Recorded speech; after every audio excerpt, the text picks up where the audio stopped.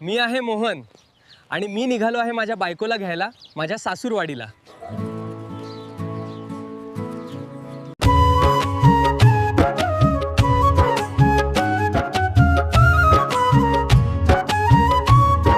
अरे देवा, खूपच उशीर होतोय। अंधार पडायच्या आत मी सासूरवाडीला पोहोचलं पाहिजे, कारण मी आहे एक रात आंधळा। देवा वाचव रे।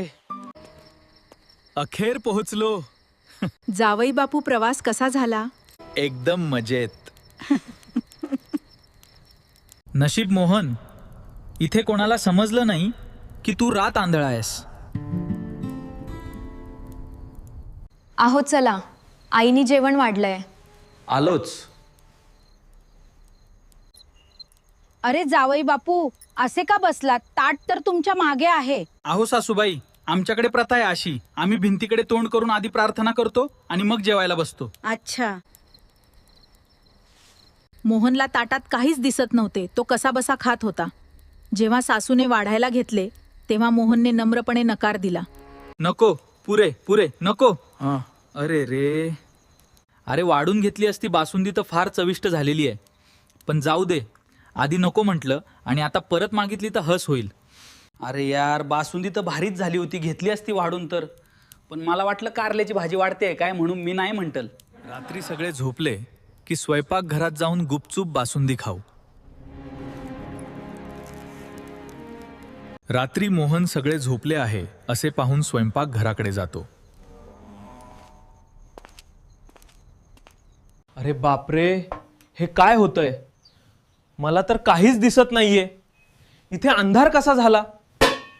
बासुंदी, आई ग।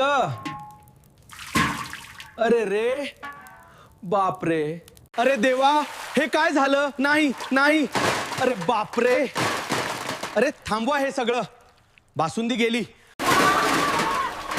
चोर चोर, पकडा त्याला, तो पळून चाललाय, थांबा तो। मोहन नेमका जिथे कापूस पिंजून ठेवलाय अशा खोलीत जाऊन लपून बसतो आणि चिकट बासुंदीमुळे त्याच्या संबंध अंगाला कापूस चिकटतो। काय हे? अरे बापरे, हा काय? मी अडकलो। येथे लपलाय, त्याला धरा, सोड मला, सोडा। अरे मला मारू नका, मी तुमचा जावई आहे, मोहन। मोहन! अरे यार, या बासुंदीपायी मला खूप मार खावा लागला। मी यापुढे कुठेही गेलो की माझ्या रातांधळेपणाचा आजार कधीच कोणापासून लपवणार नाही। पाहिलत ना मित्रांनो, मोहनची कशी फजिती झाली। तेव्हा लक्षात ठेवा, कधीही आपला आजार कोणापासून लपवून ठेवू नका। मग गोष्ट आवडली असेल तर लाईक, शेअर आणि सबस्क्राईब करा आणि बेल आयकॉनला दाबायला विसरू नका।